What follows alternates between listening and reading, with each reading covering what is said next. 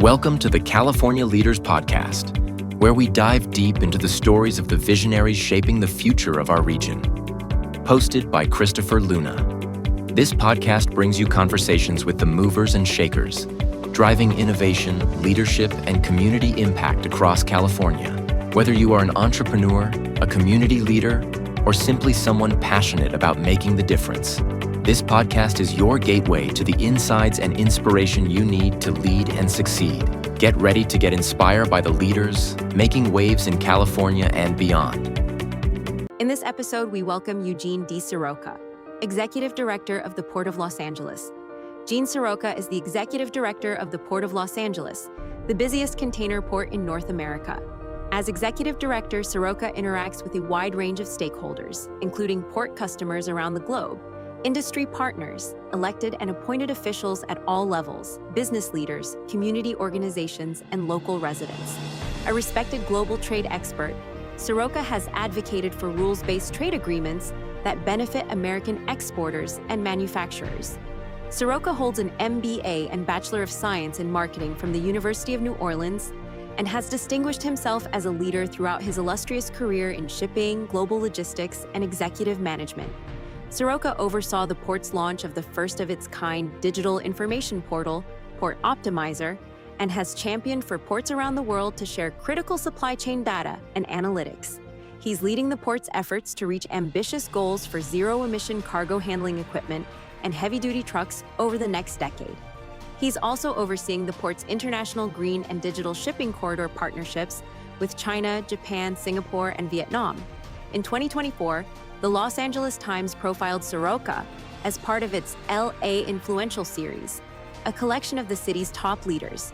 In 2023, he received the esteemed Stanley T. Olafson Award from the Los Angeles Area Chamber of Commerce, recognizing his work in the world trade industry and leadership of the nation's busiest container port.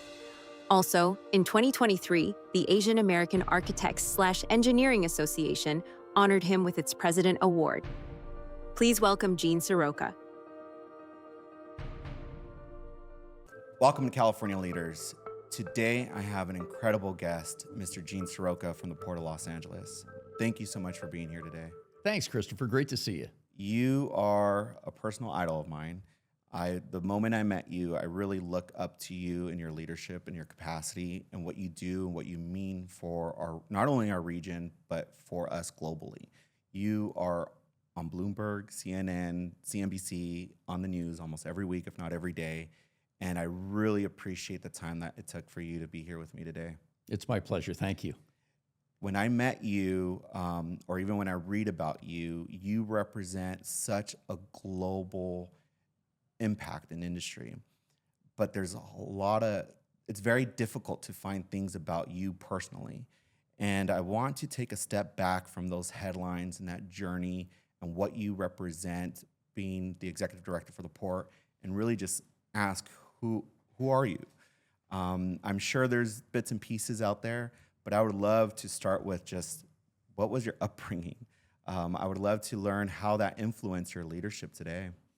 Who am I? I'm just my mother's son.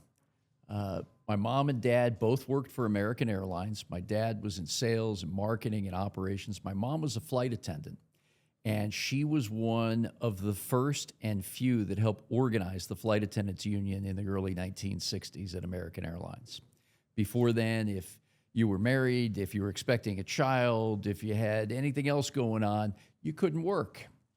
And I think the efforts that those ladies put in at that point in time really changed the face of the airline industry, if not transportation. So you kind of get the feeling that working for the people that we do today in the city of Los Angeles, and as you mentioned, the folks that we serve, our community, the import and export community, and so many others, you call back to those days and you really continue to stay on mission.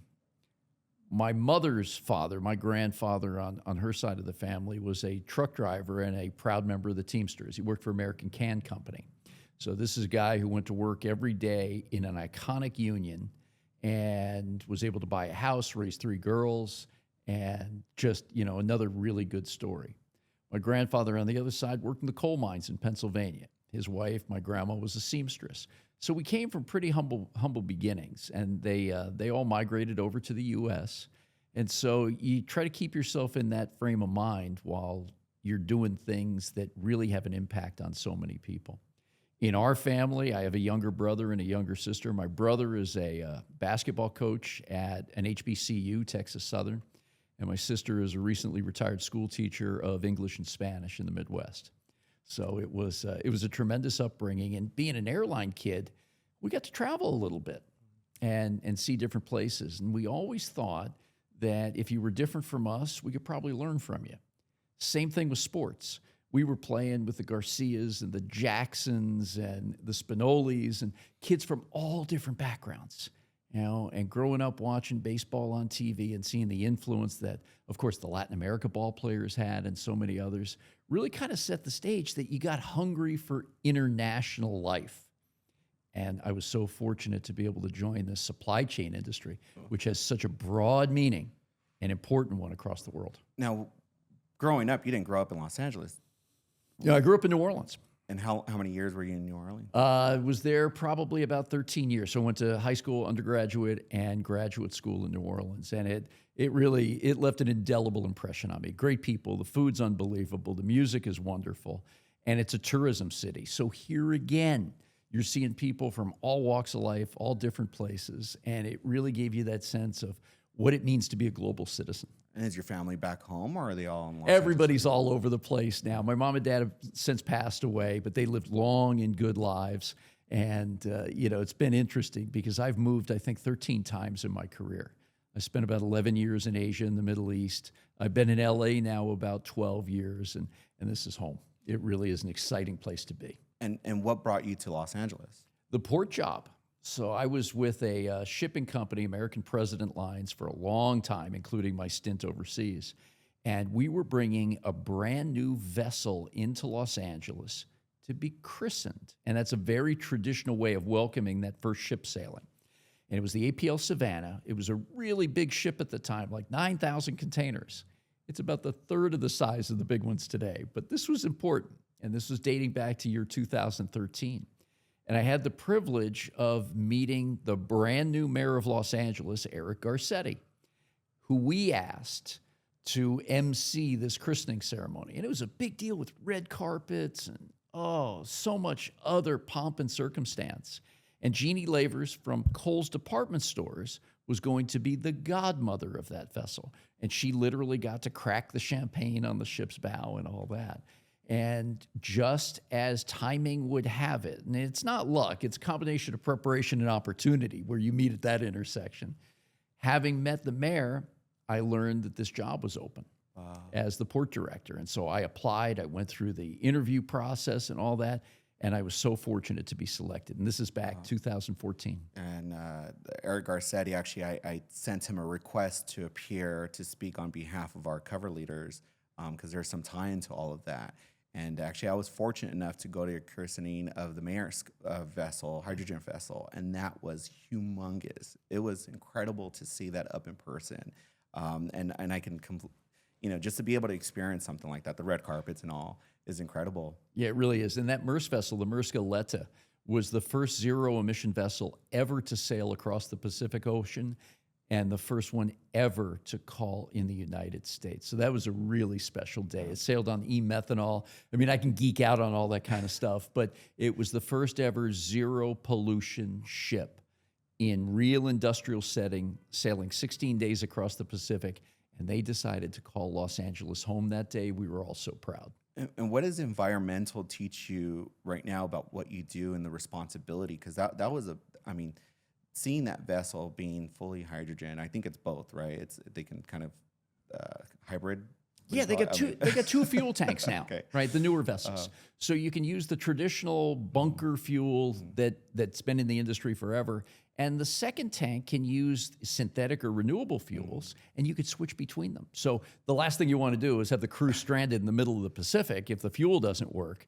But at the same time, it gives them confidence that we could do some experimentation here on these new types of energy products and not run the risk of anything slowing down the ship or the crew. So when you took this role, is it what you expected it to be, or how did you transition to manage such a huge economy just Oh, within the port itself. I thought I knew a lot about the industry, but I was not prepared for this job. There's so many different layers to it. And it was because of Eric Garcetti that I got coached up really quick. And it was very interesting to me. He asked, just run the business of the port, get this place humming again, and I'll take care of the politics and the policy and all that kind of work. So I was, I spent as much time with Mayor Garcetti, Ana Guerrero, Kelly Bernard as I possibly could, just to learn from them how you navigate the city's architecture, how you work with the city council. Equally as important, how you work with the federal and state government, because they're such important partners to us as well, and then how you interact with the community. And the community also has a number of layers, from small to big business to folks that are faith leaders, people that just are really well known in town that have a way to amplify the message of a broader constituency. So it's been really exciting to learn. There were days when I was, a little nervous about how you get things done, because you have to work with so many different people, and there's a lot to it. But it has been a tremendous learning experience. The best decision I ever made was to apply for this job. And I still feel like I'm learning every day. I think that every meeting can be a better one. The next interview is going to be even sharper. It's just one of those situations where it's this aspect that I picked up at the University of New Orleans, where some of our professors told us right away, it's like, if you do this properly, it's going to be lifelong learning. And you're always going to feel like you can read something new, you can observe something, you can interact with people, and you're going to be a little bit smarter every day for the people you've come in contact with. And that was prophetic. And you manage how many people work for the actual port, not for the terminals, but the actual port? Yeah, so I'm a City of Los Angeles employee. I report directly to Mayor Karen Bass. And we've got a 5-member board of harbor commissioners appointed by the mayor, approved by city council. Lucille Roybal Allard, a recently retired 30-year member of U.S. Congress and a former assemblywoman, is our board president, and she has been just our North Star. What a pleasant individual to work with, great guidance and advice, and a good person with a tremendous sense of humor. At the port itself, we have 920 employees. And they range from public safety and police officers to engineers and naval architects to the folks who keep all those green spaces and parks clean and looking good every day, and a bunch of folks that also have great knowledge about public policy and how to shape legislation, how to interact with elected officials and other appointeds across a variety of important agencies that work with us. So it too is a story in and of itself, of just some great institutional knowledge, a lot of legacy employees whose moms and dads or aunts and uncles have worked at the harbor, and about 70% of us live in that harbor district, whether it's San Pedro, Wilmington, Harbor City, Harbor Gateway. So it's really a hometown business for a lot of us. And you really don't, I'm sure you do, but you don't understand, or people don't understand, the impact and the full circle of things and how many lives it touched. Something close to me, my cousin works there, and I think we just recently found out when we're at an event together. But it's really being part of the community. A lot of my family's from San Pedro and from Wilmington. I grew up, I don't want to say I grew up there, but I was there quite often. Yeah. And you guys are so part of the community and do so much for the community, green space and all. And I think you really understand how to integrate them with the port and what it means to not just the region, but to the United States, in general. Yeah, somebody put it to me this way once, that every decision we make down there at the Port of Los Angeles impacts someone. And that's just how vast this port and its tentacles reach. So the cargo itself not only reaches all 50 states, but all 435 congressional districts. So we've got a platform to talk about what's in the best interest of the U.S. economy right in the beginning of the discussion. In the local level, at the community, 10% of our operating income, and think about if you're a private sector company at the EBITDA level, 10% goes directly to public access investment projects to bring people closer to that waterfront, retail, dining, entertainment, green spaces. And 10% is also matched with in-kind funding to keep up all those places, right? You got to make sure they're in a, the grass is cut. You got to make sure there's paint on the walls and everything looks really good. Over the last 20 years, this Port of Los Angeles has invested over $1 billion in waterfront projects for the community and our visitors and anybody who wants to get close and watch this industrial theater that the port shows every day. But that's an incredible amount of responsibility on you personally. You manage such an important complex. How do you feel? Like I can't even imagine. I managed 50 employees, and that payroll alone was a sense of responsibility because so many people rely on that. Yeah. And lawsuits and everything that goes along with owning a business. I can't imagine that weight or that responsibility that you carry for all of us. Yeah, going back to an old adage, right? If it's work, it's work. But if you love what you do, it doesn't feel like it, right? And I just feel like I've been so fortunate along the line to work with great people, and that's what makes the place hum. Most of us have been together since I started 12 years ago. And we've had one person in the core team of, call it 20, leave the harbor department. And that was Tony Giuliello, who retired after 43 years, after starting as a student worker and rising to the head of our development bureau. Everybody else is stuck together. And we've brought in new talented people like an Aveen Sharma and some others. Crystal, your cousin, got promoted to work in the government affairs division, and she's doing just such a great job. So it's keep it up, because if you don't, he's like, call me. No, I'm just kidding. And she was in our customer service bureau before, which we call wharfingers. It's a special group of folks, and you can understand it. Wharf, you're doing the work, and you're part of this entire passenger group that we cater to. And these are folks that really do the outreach every day, talking to our tenants and our customers. So she's got that interaction with people that now carries over to what we do in the government affairs section. And that's a relationship-based business too. So it's pretty fun to watch. But all of these folks have a real sense of purpose. As I mentioned earlier, the knowledge base and the historical ideas that these guys can bring forward to modernize is something really special. It's the greatest organization I've ever worked with. So the responsibility is there. You know where the buck stops, as they say, but I sure wouldn't be where we're at today if it were not for this group of 920 and the leadership at the bureau and division level that we have. But I'm just trying to picture you. I mean, you've gone through emergencies just recently with the fire in one of the vessels, but with me, I know who I call. I call my mom when I have issues. And when I had the family business, it was her business that I carried. And I would say, Mom, this and this is happening. And she goes, there's always going to be problems. You'll get through it. And she'll kind of guide me through that. I mean, I'm assuming you can't call, or you can, but would you call Mary Pat? Like, who do you call? Sure. Who do you consult with different issues? Because you're not going to go to your board for everything, but who? Well, it's situational. And, we prepare a lot in the public environment. It's all about transparency and openness, and we got nothing to hide. We're all trying to do our level best every day. You'll get questioned every now and then, and people try to make us better, and that's good too. But depending on the issue, there are always people that you can count on, right? When it comes to all this work that we've been doing around the media, to make sure that we get the ground truth out on what's happening in the supply chain, what impacts there are, like the war in Iran right now and the price of oil. I rely heavily on Philip Sandfield and Chelsea Boyd, and these guys are also part of a group that we never wanted to create a yes factory, right? This was supposed to be collaboration. I knew that when tough decisions needed to be made, I was supposed to make them, and when responsibility came back, it was on my shoulders. But you got a group of people that have no problem coaching me up or providing situational awareness or critiquing work that we've done. And man, I really appreciate that.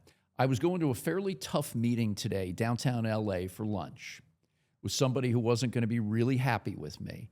And I picked up the phone and I called Dina Arian-Zalen, who heads up our development. And that's all the people who design, build, and deliver these big infrastructure projects. And Dina, like always, was just really matter of fact. Okay, here's the situation. Here's how we looked at it. And now tell me what your message is going to be. So I gave it a dry run with Dina. She's like, that's good.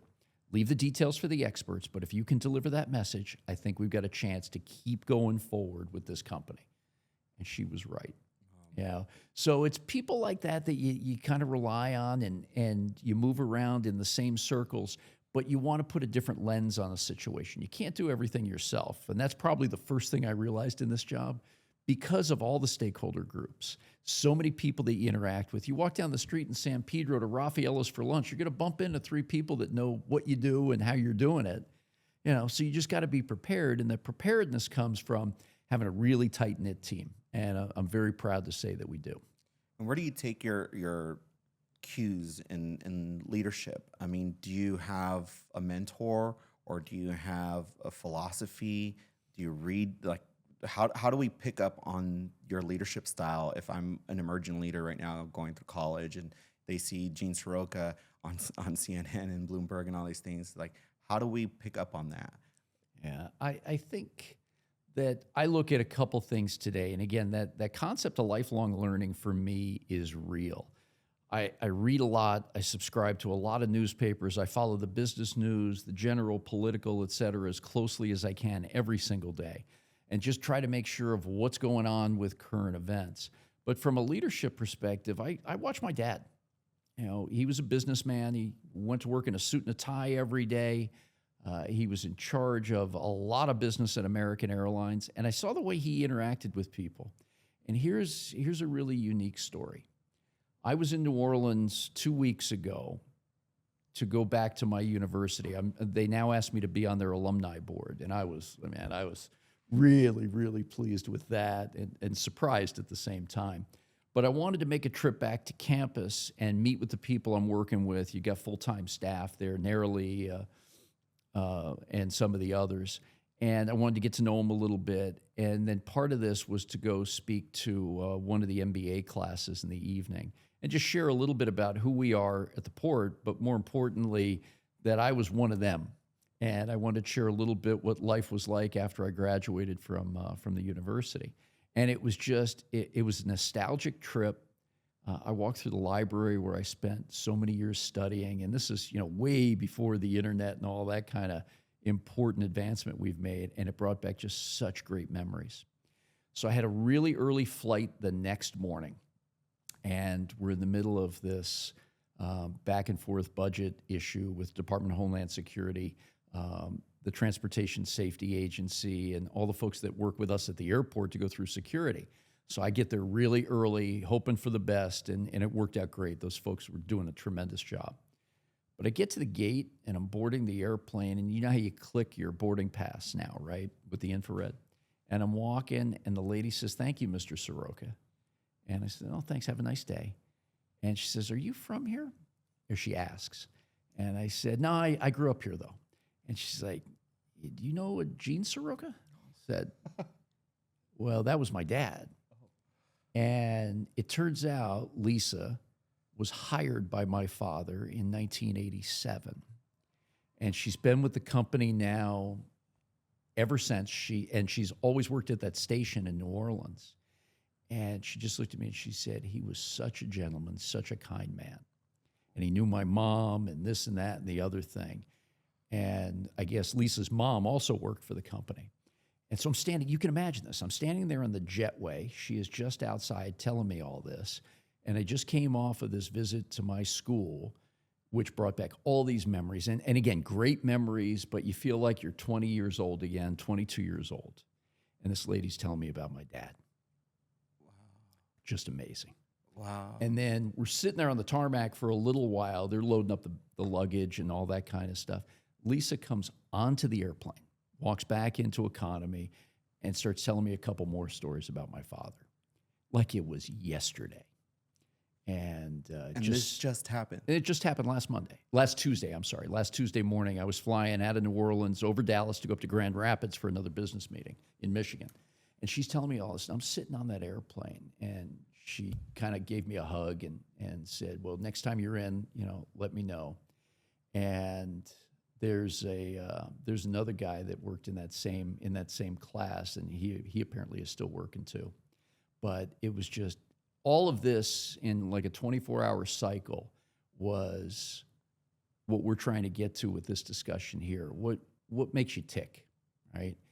And it's just that. You know, you look up to your parents, you look up to people, sports stars, you know, whomever, and when you hear stories about them that really humanizes them, that tells you how cool of a person or how good of a person they were, I could have run through a brick wall at that moment. I really could have. It was just so touching. My chest is hurting right now. I can't imagine how that felt to have someone like that remind you of your father. And I mean, I can't imagine not having my parents. I am so blessed to have my parents. My dad's in his 80s, and they mean the world to me. And everything that I am is because of them, and I owe everything to them.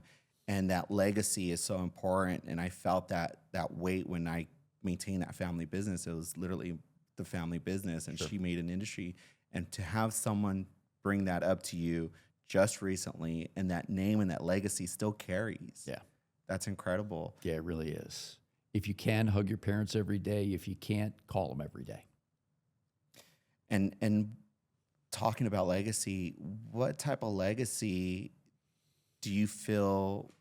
What's your drive right now? Like, what type of legacy do you feel you want to leave for others, for your employees, and for the colleague, and for the region when you step away from this role one day in the future, or, you know, hopefully not anytime soon, but, you know, what type of legacy do you want to? Yeah, I think in the words of that great philosopher, Anthony Kiedis of the Red Hot Chili Peppers, it only hurts when I land, and I have no intention of doing that anytime soon. I'm in great health. I'm energized every day. I love the work and the people that I'm around. I think legacy is probably for others to talk about. You know, no matter what you do, people are going to talk about you, and that's okay. But I think what we want to keep doing is bringing good people into this industry. This supply chain, the port business, transportation, usually flies under the radar unless there's a big issue, right? Like COVID-19. And we had all this cargo coming in. Everybody was starting to buy online, and we had all the ships backed up outside the port because there was so much cargo. Went through it. And then recently it's the tariffs and the trade policy. Now it's the Middle East and oil, and what does it do to shipping? So there have been a couple of moments in time where suddenly the supply chain and international trade becomes front page news. Let's use that spotlight. Let's try to attract, recruit, and retain good people to this industry. Gene, it's not the spotlight. It's what you represent for the community internationally, literally internationally.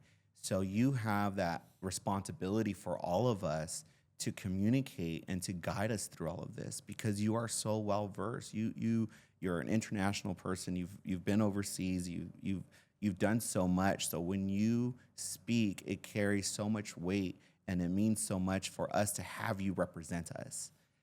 That I don't know if does that ever hit you at all? Oh yeah, it resonates a lot. But again, it goes back to that level of humility we talked about earlier, right? And an old saying: you take your job seriously, but not yourself, right? And I understand that this has a big impact on a lot of people, and maybe through that experience, good upbringing, great family, public school education, pulling yourself up by the bootstraps, taking a bite out of everything life has to offer. If I could share that story a little bit, which I tried to do back in New Orleans a couple weeks ago, maybe one kid likes this industry and joins us. So that's kind of what I'm getting at, and sharing that story about what my own experience was, the highs and the lows. But we need more good people in this industry. So if I'm known as a person who can pass that baton or bring that next generation up, that's fantastic. Part of this platform is to support the workforce development and to support that pipeline. I'm trying to work with the universities and other nonprofits and really help amplify that workforce. And you, from what I understand, you have a big project right now that you're working for in workforce. Can you tell me a little bit more about that? Yeah, sure. We have an aspiration and a plan, and it's real and right in front of us, to build the nation's first workforce training campus geared to the supply chain and the port industry. Now think of that. We're going to celebrate our 250th anniversary as the United States of America, and this is going to be the first training campus geared to goods movement. It's just amazing. And we benchmark some places. There's a great facility in Antwerp, Belgium. There's another one up in Vancouver, BC, but we haven't done anything like that here in the United States. So once again, we probably got a little higher risk appetite than some, and maybe we bite off a little more than we could chew at other times. But this is really good. So it's going to be about 20 acres of land at the Port of Los Angeles, and it's going to look like a port terminal. 20 acres? 20 acres. Wow. And it's going to look like a port terminal. So the idea is that we can get people into this facility to train on how to move cargo, how to fix machines, how to code for all these computer systems we need in a real-life environment, but in a safe environment. Most of our training in the industry today happens on a live terminal at a real port with cargo flying all over the place. You either can't keep up or you could get hurt. So let's shift gears a little bit and put folks in a situation where they can really succeed, but in a safe environment at a pace that's acceptable to the newest person or somebody who just wants to get new skills into their toolkit. So that's going to be pretty good. And it's a combination and partnership between the Port of Los Angeles, the California Workforce Development Board, the Pacific Maritime Association, which is the employer group of about 75 companies, and the International Longshore and Warehouse Union, the dock workers that move all this cargo, that iconic brand, the ILWU. And so the work that we're doing right now is all around design and what do you want the place to look like and what kind of training needs to be there. But I think it's going to be underscored by this agreement we have and partnership that's just been developed with the California Community College System. And it's the largest single educational institution in the United States. So they understand how to design classwork, how to build a syllabus and a curriculum. They also have real clear outlines on what it takes to do certification and accreditation in all kinds of work efforts. And so I think we've got the right players at the table, very knowledgeable people. And to be the first at it, every now and then looking over the edge is a little bit scary, but I like our chances. I'm really excited about this. That's incredible. And what prompted this idea?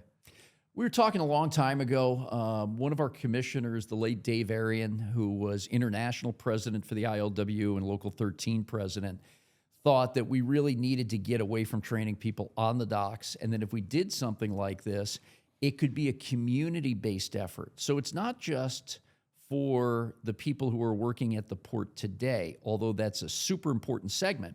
As the supply chain changes, technology increases, and the equipment becomes more modern, these folks have to know how to operate it, how to maintain it, how to fix it when it doesn't work. And if you're my vintage and you've got the last 10 or 15 years of your career in front of you, but the industry's changing so much, you want to be super competitive to get those jobs. So we want to upskill and reskill that group. But we also want to be able to reach out to the younger generations, somebody who wants to shift careers, or maybe somebody that's just coming out of school that says, I see that port every day. I just don't know how to get in. So we'll have a storefront with counselors. We'll have some real active people going out to colleges and universities, high schools, trade schools. The Jobs Corps right here in downtown LA is a great platform to get young people and others ready for the workforce. Right. So we're going to combine efforts in a few different ways and think of it as, an old shopping mall, right? The ILWU and their strong brand is going to be our anchor store, like that big department store to get people in the mall. And then once they know that this is working, you're going to get folks from all different walks of life interested in saying, I'd like to join this port, show me how. Throughout the whole States, you'll have people coming from all over the world to come study here and to learn from this. I know for sure I would have loved to get in that role, in that vertical, because growing up and working internationally and importing product, you drive by that all the time. And again, you don't have who do I talk to? Right. If I would have known about this a long time ago, someone like me would have definitely researched it and wanted to get involved. And there is a need for it. There's a need to create that inspiration for this pipeline, because it's hard to get good employees. It's hard to really spark that interest in something like this, because I know in the water industry, they're having the same issues. A lot of engineers, and I look at my kids now, I'm like, okay, where could I guide them? Because technology is evolving fast. You don't know What's the appropriate channel? Right, right. Now this is going to be really fun work, and it's another area that's kind of like a blank canvas. So we've got an opportunity really to do some things that are on the creative side, but also we know where our bread and butter is. The workforce is the heartbeat of this port, and it's really interesting because today 1 in 15 working Angelenos has a job related to this port. 1 in 9 people in Southern California, about 1 million of us, go to work every day with a job directly related to this port. And it represents about 1 in 52 jobs nationwide. So if we can do anything to give back to that workforce or open up doors for the workforce, I think it's an absolute necessity, but it's going to be super fun to do it. And that's one of my questions. What responsibility do leaders have at your level to open doors for others? Yeah. And I think That's that's really interesting too. Again, it's doing things for people because you're genuine and you're true to yourself every day. We just had our big industry conference, which was held in Long Beach, the Trans-Pacific Maritime Conference. I think it's the 26th consecutive year. And it's put on by S&P Global and the Journal of Commerce. So folks that are really tied to this industry. We had over 4,400 delegates in town. And we had a reporter from the Financial Times ask us to talk a little bit about the port, and especially around difficult conditions like the ship fire of the Henry Hudson. And we come to find out, Chelsea Boyd, who I mentioned earlier, and I sat down with the reporter. And we come to find out she had just been assigned transportation from her editor, and it was her first trip covering transportation for the Financial Times. So she wanted to learn a lot more about the industry and how it works and all that, in addition to the topic of lithium-ion batteries and ship fires and things of that nature. So we spent a little over an hour with her. And then I hear the next day that she was just so appreciative of us giving that time to her. So you're just trying to be your genuine self, and spend time with people, open doors, and where somebody asks for a little bit of time, that's the least you can do. Oh my God, Gene, and you make us feel so special. I remember I was at an event at USC, and it was a huge audience, and I was sitting towards the front, and you walk up on stage, and you look at me, you're like, "Hey, Chris," right in front of everyone. I'm like, "Oh my God."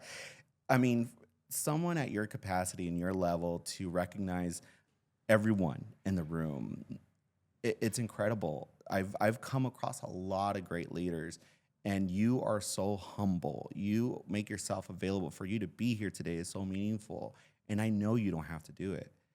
I know there's no one telling you, "Gene, go do this." You do it out of your own passion, your own heart. What continues that drive? I mean, you're doing it all right now, but is there something that workforce development, environmental, all your supporters, how do you manage it all? How do you reset? Like, what do you do on your off time? Because is there ever an off moment where you get to enjoy? No, but you can compartmentalize a little bit, and while these, the reward for good work is usually more work. But you're energized, you're having fun, you enjoy the people you work with, and there's meaningful things to accomplish. If we can reduce pollution, it means that the neighbors that we live and work with can breathe easier every day, that illnesses will become fewer and fewer, and it's the right thing to do. If we can bring more cargo in, it means more jobs. Every 4 containers that come through the port means a job. If we can help from my street to Main Street improve what we're doing, that's the goal. And it's really it's a cool thing to be a part of. And that's exactly why you say it that way, that you're a part of something really big, because there are so many interdependencies, so many people that you count on, and it's reciprocals. A lot of people count on us to make the right decisions. And because you're the head guy currently at a port, people look to that head guy to make sure that they're getting their due. And that's okay with me. And at every level, I mean, everyone plays such an important role to the ecosystem. And we have our editor-in-chief here, Rick Gibson, behind the scenes, who's writing an article about you on our inaugural issue of the magazine. And a lot of it's directed to the emerging leader. If someone's going through college right now, in their early years in their career, what type of advice would you give them to drive for that success, and to really have that guidance that we all seek? Because I think a lot of us are still seeking that guidance. Is there any piece of advice or a book maybe we should read? Like, how do we get Gene's? Yeah, this is kind of fresh in my mind because of my time back on the University of New Orleans campus recently. And people remember things in threes, so we'll try this one. I would look at the younger person, the person in college right now, or the person entering the workforce. College is not always necessary, but in this case, I was on that campus. And I said, from my experience and where I've done well and where I haven't done so well, be visible, mobile, and durable. What I mean by that is, with technology today, we're texting, we're phoning, we're doing, video calls and this and that and the other thing as quickly as we can, so much information. But people want to hear from you. People want to see you.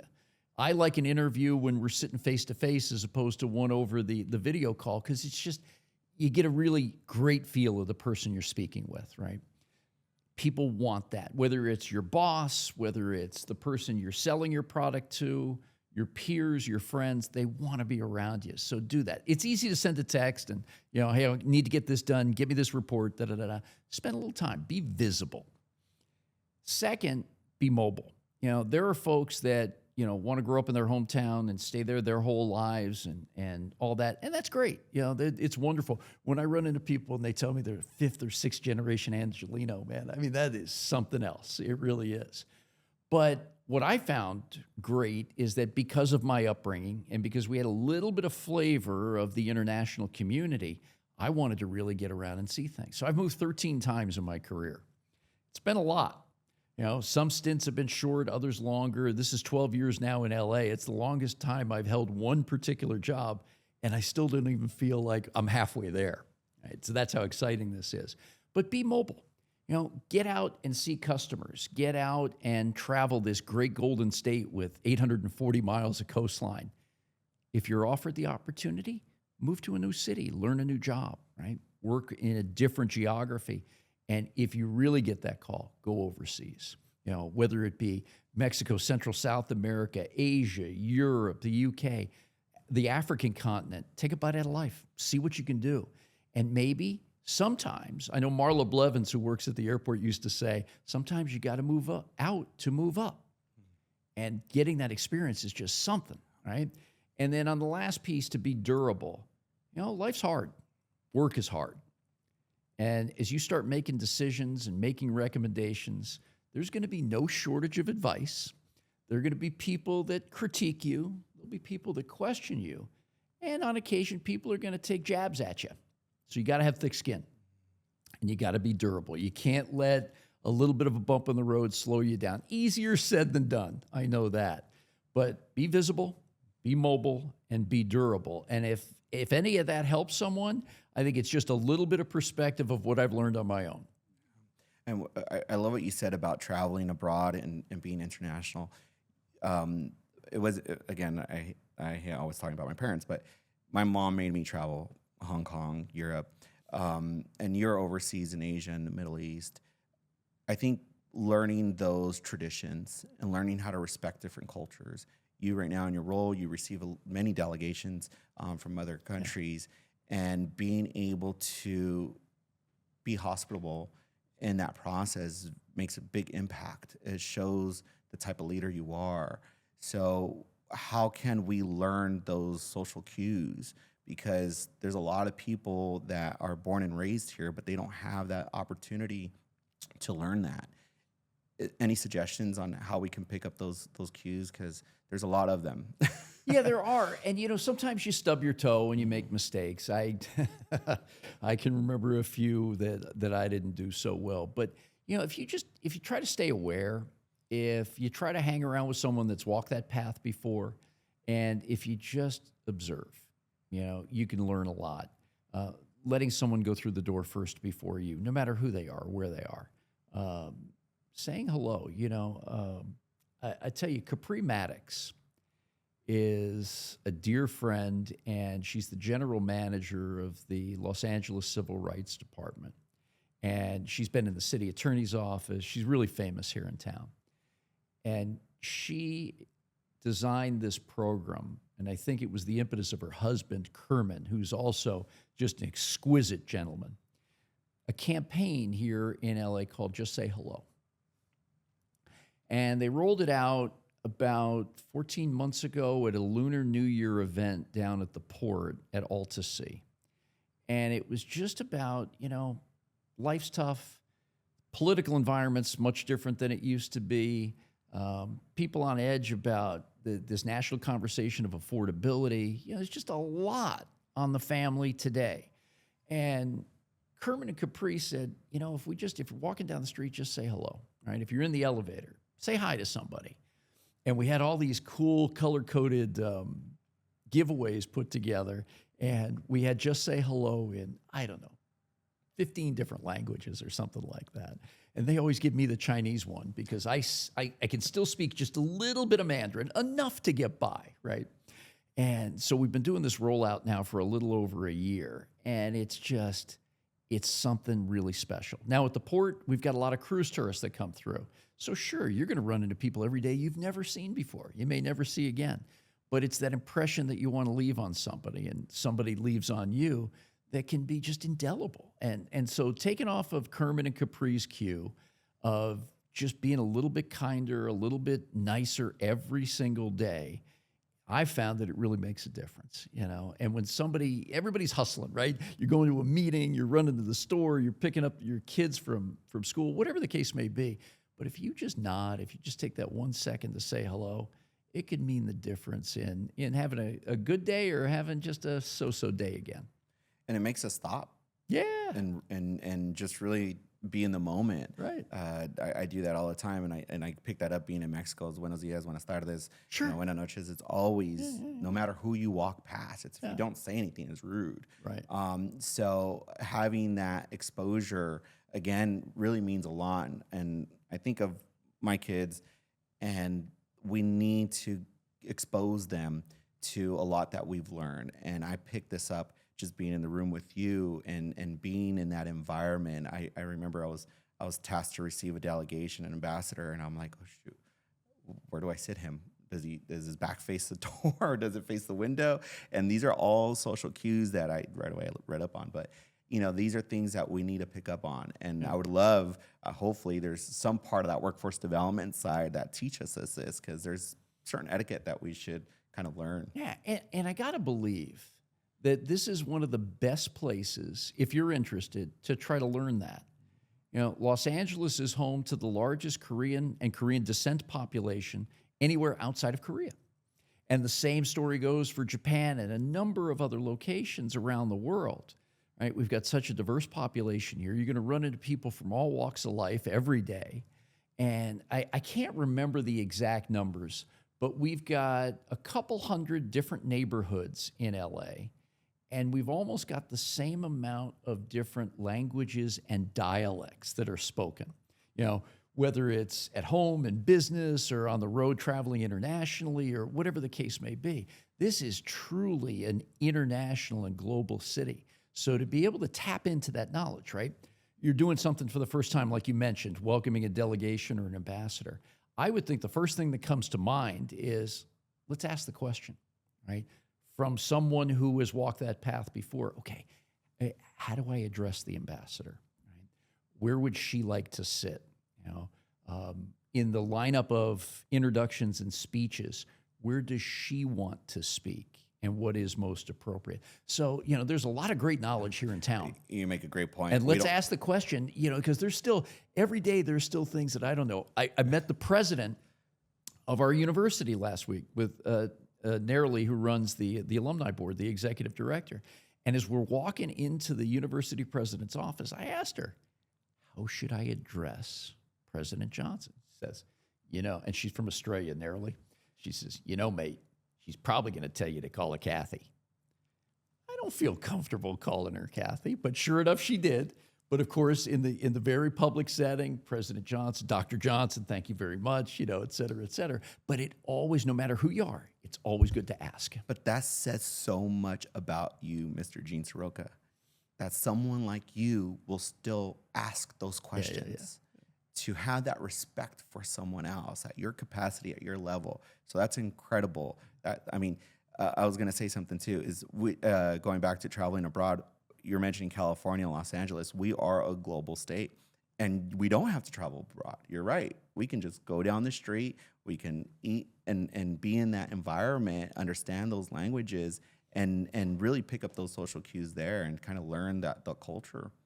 And we've got the largest number of consuls general based right here in LA of any other place in the country. So here again, in my business, port, international trade, overlay it with, being a government job, public policy, working with elected and appointed officials. I lean on some of the CGs for guidance as well, whether I'm going on an overseas business trip or we've got an event right here at home. Consul General Guo from the Chinese embassy, Peng Jing, and a number of other folks. They're always, available and a text away if we want to have a quick phone call, and just to, kind of pick their brains a little bit and say, okay, here's what we're trying to do. How would you recommend we go about it? And that's the cool thing about being in LA. You got access to so many great minds. And we got the World Cup coming. Oh, if this isn't the most exciting time to be in Los Angeles, I'd have to really struggle to find a second, right? We had the NBA All-Star Game at the Intuit Dome. We've got a Super Bowl coming up. In between those two is the World Cup here in LA. And then following that will be the 34th Olympiad, followed by the Paralympics in 2028. And it's just one thing after another. And then, why don't we throw in the Grammys and the Oscars, and we'll do a couple other things too that are more traditional here, but still bring all the glamour and excitement. This really is a historic time in Los Angeles, and we've got a lot of work ahead of us. But once again, it's just a blast being a part of it. That's incredible. I'm excited. I'm excited to be here and to be here today with you.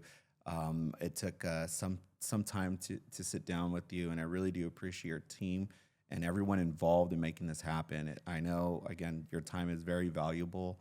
Thank you so much. Thank you so much. Well, it's been great, and I'll go back to the office. We've got a public safety briefing with Chief Gazy.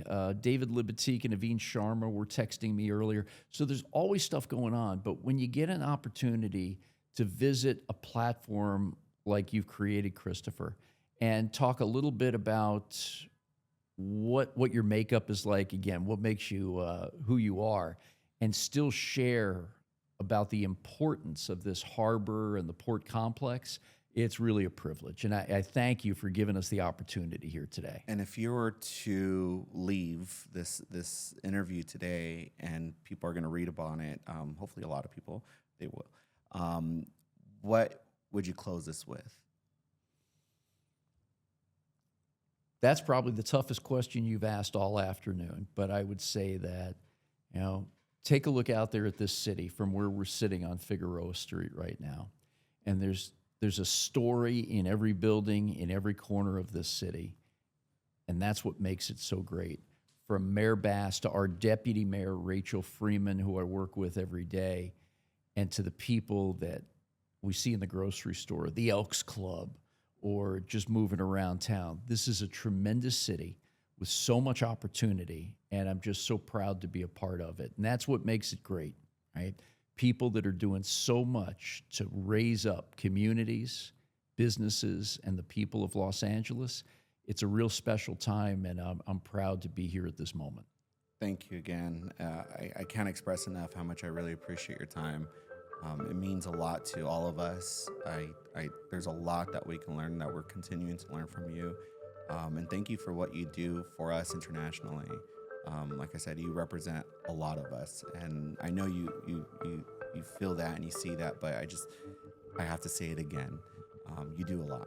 So thank you again for your time and your support and everything you do for the community. Thank you, Christopher, and I'm pulling for you guys. I know this is going to be a great success. Thank you. Appreciate it.